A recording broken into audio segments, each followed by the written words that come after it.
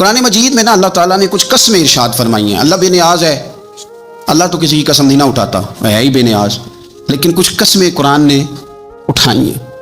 ان میں سے ایک قسم اٹھائی اللہ تعالیٰ نے مکہ مکرمہ کی. فرمایا لا اقسم بہذا البلد، محبوب مجھے اس شہر کی قسم ہو. کیوں؟ وانت حل بہذا البلد، اس لیے قسم ہو کہ محبوب آپ اس شہر میں جلوہ فرما ہے. اللہ نے قسم اٹھائی. حرمین شریفین مکہ مکرمہ اور مدینہ طیبہ یہ عظمتوں والی جگہیں ہیں.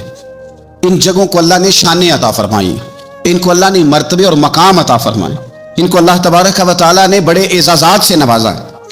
حج نہیں ہو رہا اس دفعہ، دنیا سے زیادہ لوگ نہیں جا رہے. چاہیے تو یہ تھا کہ لوگ بڑا شوق پیدا کرتے، ذہن کے اندر خیال آتا کہ میں اپنی تڑپ کو بڑھاؤں، لوگ روتے دعائیں مانگتے، لیکن ہم کہتے ہیں خیر صلی اگلے سال چلے جائیں گے.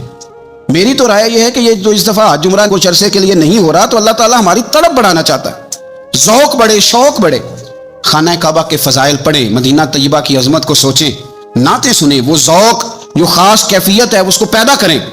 نبی پاک صلی اللہ علیہ وسلم نے جو ہمیں فضیلتیں بیان کی نا مکہ مکرمہ کی اور مدینہ طیبہ کی، اس کی حکمت بھی یہ ہے کہ ہمارے دل میں شوق پیدا ہو کہ ہم نے اس جگہ جانا ہے، ہمارے دل میں تڑپ پیدا ہو، ذوق آئے ہمیں. دیکھیں نبی پاک علیہ السلام نے فرمایا جو نماز تم اپنے گھر کے اندر پڑھو گے، ایک نماز کا اللہ تمہیں ثواب دے گا. جماعت کے ساتھ پڑھو گے تو 27 نمازوں کا ثواب. لیکن فرمایا وہی نماز اگر تم میری مسجد نبوی میں آ کے پڑھو گے تو اللہ 50,000 نمازوں کا ثواب عطا کرے گا. 50,000 نمازوں کا. اور مدینے والے حبیب فرمانے لگے وہی نماز اگر تم نے بیت اللہ میں آ کے پڑھی تو نماز ایک ہوگی، لیکن رب تمہیں 1,00,000 نماز کا ثواب عطا فرمائے. اب یہ فضیلت حضور نے بیان کی. فضیلت دیکھیں، اللہ تعالیٰ کی رحمتیں ہر جگہ برستی، یہاں کب برسیں گی ہمیں کوئی پتہ نہیں. تقریر کے وقت، خطبے کے وقت، نماز کے وقت، دعا کب برسیں گی نہیں پتہ. لیکن خانہ کعبہ کا جو معاملہ ہے اور وہاں جو رحمت کا معاملہ ہے، ملا رومی فرماتے ہیں کہ خدا کی رحمت اگر تجھے اتنی مل جائے نا قطرے کے برابر بھی، تو سمجھ لے تیری دنیا بھی بن گئی اور تیری آخرت بھی بن گئی. اب میرے نبی پاک علیہ السلام کی حدیث سنیں. حضور فرماتے ہیں روزانہ بیت اللہ شریف پر اللہ کی 120 رحمتوں کا نزول ہوتا ہے. یا رسول اللہ کس وقت ہوتا ہے؟ فجر کے وقت، ظہر کے وقت، عصر کے وقت، طواف کے وقت، نماز کے وقت. کب؟ تو حضور نے طے کر کے بتایا. فرمایا 120 رحمتیں اللہ خانہ کعبہ پہ نازل فرماتے ہیں. یا رسول اللہ کب؟ فرمایا 60 رحمتیں تو ان پہ برستی ہیں جو بیت اللہ کا طواف کرتے ہیں، اور فرمایا 40 رحمتیں اس پر برستی ہیں جو حرم شریف میں نماز پڑھتا ہے. اور حضور فرماتے ہیں کچھ بھی نہ کرے، بس بیٹھ کے کعبے کی زیارت ہی کرتا رہے، 20 رحمتیں تو اللہ اسے بھی عطا فرما دے گا. اتنی مقدس جگہ ہے. وہاں جانے کا ذوق، وہاں جانے کی تڑپ، وہاں جانے کا شوق. ان لوگوں سے تھوڑا سا شکوہ ہے جو کہتے ہیں جی میں نے جی بڑی راج راج کی زیارت کر لی ہے، بس راج گئے، ختم ہو گئی بات. سنو، نبی پاک علیہ السلام نے 53 سال حیات ظاہرہ کے وہاں گزارے، 53 سال. لیکن جناب صدیق اکبر رضی اللہ تعالیٰ عنہ فرماتے ہیں قربان جاؤں، جس رات میرے کریم محبوب علیہ السلام ہجرت کی رات مکہ مکرمہ سے نکل رہے تھے تو حضور پلٹ پلٹ کے بیت اللہ کو دیکھتے تھے. حضور پلٹ پلٹ کے دیکھتے تھے. اور پھر میرے محبوب کریم علیہ السلام نے پلٹ کے کعبے کی طرف دیکھ کے فرمایا بیت اللہ تو مجھے بڑا ہی پیارا ہے، تو مجھے بڑا ہی پیارا ہے، اے شہر مکہ تو مجھے بڑا ہی پیارا ہے. فرمایا اگر میری قوم مجھے پریشان نہ کرتی میں تجھے کبھی چھوڑ کے نہ جاتا. 53 سال رہنے کے باوجود بھی حضور کا بیت اللہ سے پیار، نبی پاک کی اس شہر کے ساتھ وابستگی، وہ دلچسپی، وہ ذوق، وہ شوق، وہ کیفیات. کیوں مان پڑتے جا رہے ہیں ہمارے جذبے؟ ہمارے سیاست کی باتیں روز ہونے لگی ہیں، بحثوں کی باتیں روز ہوتی ہیں، لیکن اپنا عشق مضبوط کرنے کی بات. آپ یقین کریں یہ جو عشق ہوتا ہے یہ بندے کو آزاد کر دیتا ہے، یہ بندے کو عشق آزاد کر دیتا ہے. اعلیٰ حضرت فرماتے ہیں اے عشق تیرے صدقے جلنے سے چھٹے سستے، جو آگ بجھا دے گی وہ آگ لگائی ہے. اور علامہ اقبال کہنے لگے، اقبال سمجھاتے ہیں، وہ کہتے ہیں بجھی عشق کی آگ اندھیر ہے، اب مسلمان نہیں اب خاک کا ڈھیر ہے. کہتے ہیں بغیر عشق کے نا کوئی کام بھی، نماز بھی بغیر عشق کے پڑھی جاتی ہے تو کوئی مزہ ہی نہیں دیتی. بندے کہتے ہیں دل ہی نہیں لگتا. پیری مریدی ہے بغیر عشق کے، ایسی رسم ہی ہے، ٹھیک ہے گزارا چل رہا ہے. قرآن شریف کی تلاوت ہے تو بغیر عشق کے کیسے کیفیات چلیں گی؟ اللہ رسول کے ساتھ پیار ہے تو کوئی دلچسپی نہیں، کوئی شوق نہیں، کوئی کیفیت. آپ یقین کریں کچھ بندوں پہ بندے کو تڑپ آ جاتی ہے، شوق آ جاتا ہے، یار یہ اس کو کیسے نکالیں، یہ کس طرح کا پیار کرتے ہیں. آ کے بیٹھا رہتا ہے، چپ کر کے بیٹھا رہتا ہے، کہتا ہے جی کوئی کام نہیں، بس 10 منٹ ملنا ہے. بندے کو اس بندے پر ویسے ہی پیار آ جاتا ہے. کچھ ایسے سنگی ہوتے ہیں جو آستانوں پہ 10 چکر لگا کے آتے ہیں، शिकवा नहीं करते कि मैं 100 दफ़ा भी आया हूँ, फलाने हजरत मिले नहीं। वो वारफ्तगी है, वो शौक है हमारा। जब तक अल्लाह रसूल के साथ रिश्ता इश्क का था, प्यार का था, ज़ौक़ का था, दर्द का था, खुलूस का था, आप यकीन करें तबीयतें जमी हुई थी। नबी पाक ने ना हमें तकलीफ में रह के प्यार करने का दर्स दिया। बुखारी मुस्लिम में हदीस है, हुजूर अपने मदीने की शान बयान करने लगे।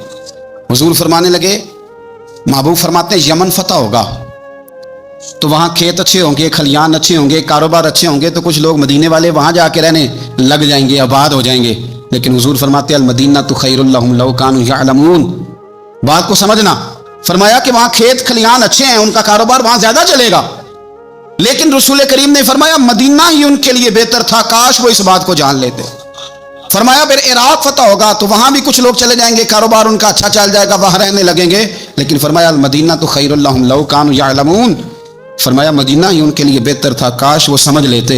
और मेरे नबी पाक अलैहिस्सलाम ने फरमाया जो मदीने में डटे रहेंगे और मदीने की तकलीफों पर सब्र करेंगे, अज़ियतों पर सब्र करेंगे, फरमाया अगर वो गुनाहगार होंगे मदीने में रहने वाले तो मैं क़यामत में उनकी सिफारिश करूंगा, और अगर नेकोकार होंगे तो मैं अल्लाह की बारगाह में उनकी नेकियों पर गवाह बन जाऊंगा, वया मैं उनके साथ रहूंगा। मदीने के साथ नबी पाक की जो मोहब्बत है, हुजूर का जो प्यार है। जिस रात मेरे नबी पाक सल्लल्लाहु अलैहि वसल्लम मक्का मुकरमा से निकल रहे थे ना मदीना तैयबा जाने के लिए, तो हुजूर ने दुआ फरमाई, कहा ए अल्लाह तूने मुझे उस शहर से निकाला जो मुझे बड़ा ही प्यारा था। ए अल्लाह यहाँ बड़ी यादें थी, बड़ा प्यार था, तूने वहां से निकाला जो मुझे बड़ा प्यारा था। ए अल्लाह अब तू मुझे उस शहर में दाखिल फरमा जो तुझे बड़ा प्यारा है, वहां दाखिल फरमा जो तुझे बड़ा प्यारा है। मदीना तैयबा के लिए नबी पाक ने दुआ फरमाई, कहा है अल्लाह तेरे नबी इब्राहीम अलैहिस्सलाम ने मक्के के लिए दुआ की थी, मैं मदीने के लिए दुआ कर, अल्लाह मदीने में दुगनी बरकत अता फरमा। अल्लाह के महबूब अलैहिस्सलाम की खास दिलचस्पियां मदीना तैयबा के साथ। मदीने वालों ने ना हुक्मरानी नहीं की, तो हुजूर ने पहले कह दिया था खलीफा कुरैश में से होगा, लेकिन हुक्मरानी नहीं की, गुलामी की। मदीने वालों ने नबी पाक के दरवाजे की गदाई की। मदीने वाले हर मैदान में हुजूर के सामने खड़े हुए दुश्मन के मुकाबले में। मदीने वालों ने प्यार किया। इसलिए मेरे नबी पाक अलैहिस्सलाम ने फरमाया अगर लोगों के दो गिरोह हो गए, दो लाइनों में लोग चलने लगे, एक लाइन इधर चल रही है एक इधर चल रही है, तो हुजूर फरमाते हैं मैं तो उस लाइन में चलूंगा, उस कतार में चलूंगा जिसमें मदीने के लोग चल रहे हो। अंसारे मदीना के साथ हुजूर का प्यार, उस शहर के साथ हुजूर की दिलचस्पियां, प्यार। देखे ना, बंदा जब अपने घर वापस लौट के आता है तो शौक होता है जरा जल्दी से ना घर पहुंच जाऊं, जरा थोड़ा जल्दी चला जाऊं। कई सफर से आए, सहाबा फरमाते हैं कि जब नबी पाक किसी जंग से, जिहाद से, सफर से लौटते, मदीने की इमारतें नजर आती तो घोड़ा तेज कर लेते, तेज कर लेते। अपने अंदर ना ये ज़ौक़ पैदा करें, ये प्यार पैदा करें। आप यकीन करें वही ठंडे ठंडे मुसलमान, वो कोई कैफियत नहीं, सुबह से शाम तक। मैं दोस्तों से कहा करता हूँ अल्हम्दुलिल्लाह, कभी एक आयत पढ़ लेना कुरान पाक की तर्जुमा और तफसीर के साथ, तो सारा दिन वो घूमती रहती है दिमाग में, रात को उसका जायका रहता है रूह में।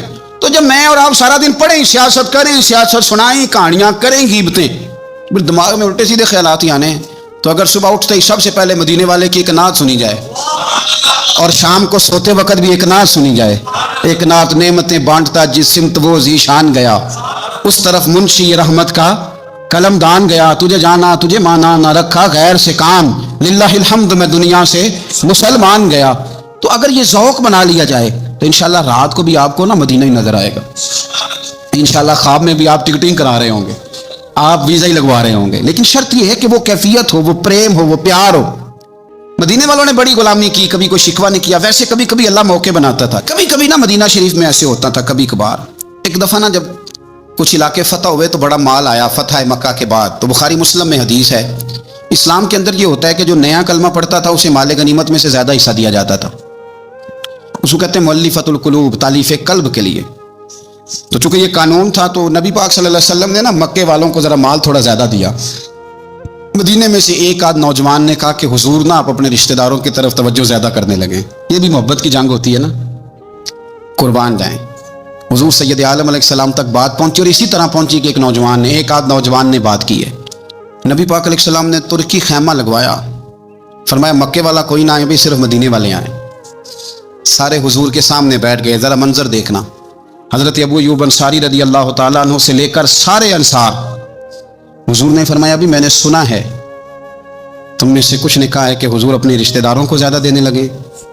رو پڑے مدینے والے، یا رسول اللہ وہ تو ایک نوجوان نے غلطی سے فرمایا نہیں نہیں تم کہہ سکتے ہو کہ یا رسول اللہ صلی اللہ علیہ وسلم مکے والوں نے تو آپ کو تکلیف دی تھی، ہم نے آپ کو ٹھہرایا تھا، تم کہہ سکتے ہو، تم کہہ سکتے ہو کیونکہ تم نے ٹھہرایا تھا۔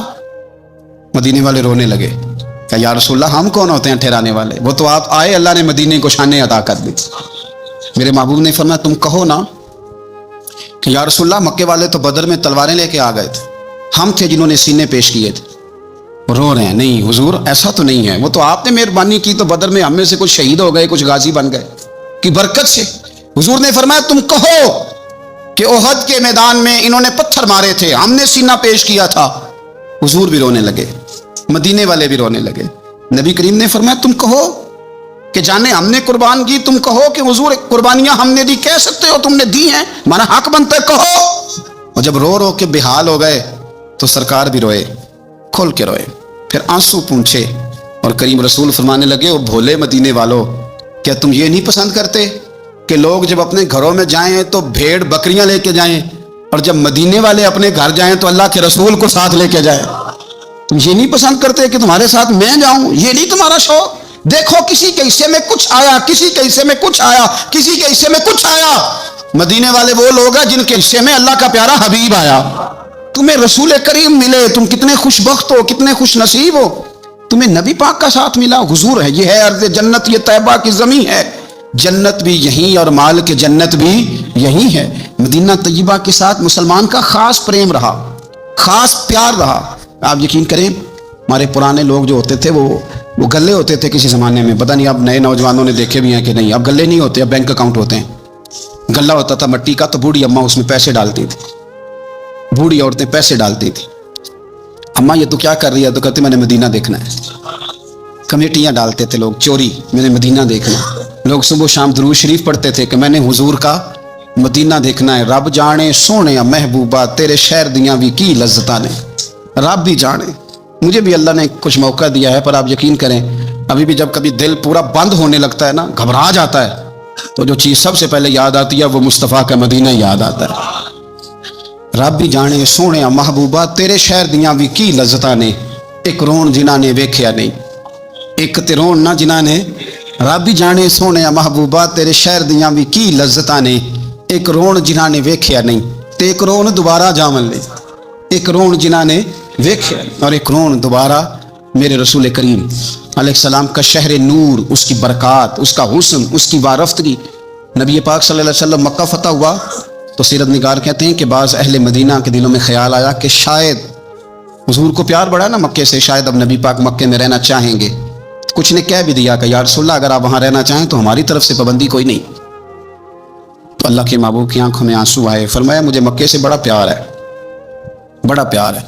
اس کی وجہ یہ ہے کہ میری ماں کی یادیں مکے میں، میرے والد کی محبتیں مکے میں۔ فرمایا بڑا پیار ہے مجھے مکے سے، میں یہاں ختیجہ کو بیاہ کے لایا تھا، یہاں میری بیٹیاں پیدا ہوئی تھیں، یہاں میں نے بڑا کچھ دیکھا، مجھے بڑا پیار ہے۔ اور ہوتا بھی ہے، جو اپنا علاقہ ہوتا ہے نا، اپنا دیش، میری شاعر نے کہا تھا دیش سے آنے والے بتا یاران گلستاں کیسے ہیں، پیار ہوتا ہے اپنے علاقے سے۔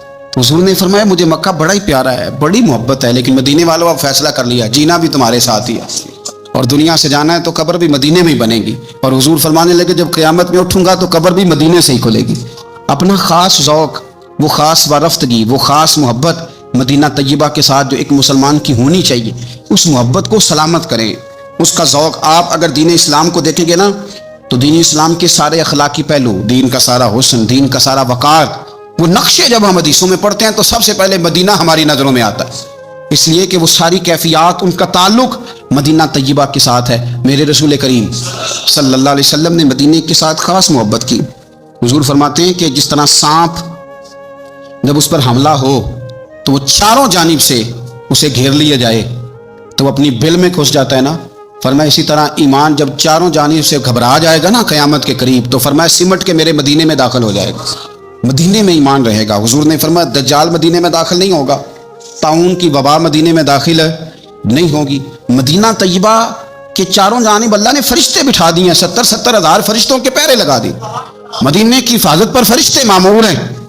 میرا تو ایمان ہے، ٹھیک ہے اس گورنمنٹ نے کہا ہے کہ مدینہ میں بھی کورونا کے کیس آئے ہیں، پر میرا دل نہیں مانتا، میں آپ کو صحیح کہتا ہوں، مسجد میں بیٹھا ہوں، میری طبیعت نہیں مانتی، اس لیے کہ مدینہ تو نام ہی شفا والی جگہ کا ہے، میری طبیعت نہیں مانتی، میرا ذوق نہیں مانتا، اس لیے کہ جس مدینے میں طاعون کی وبا نہیں آئی، نہ آ سکتی ہے، وہاں کوئی اور مرض بھی اس طرح آ سکتا؟ مدینہ تو شفا کی جگہ ہے، مدینہ تو کرم کی جگہ ہے، وہ تو عطا کی جگہ۔ مدینہ طیبہ کے ساتھ اور مدینہ طیبہ کے لحاظ سے، مکہ کے لحاظ سے اپنے اندر ذوق پیدا کریں۔ دعا یہ ہے کہ اللہ تعالی ہمارے دلوں کو اتنا نرم کر دے، اور ان دلوں کو نرم کر کے اللہ محبوب پاک کی غلامی ہماری روحوں تک بھر دے۔ آخر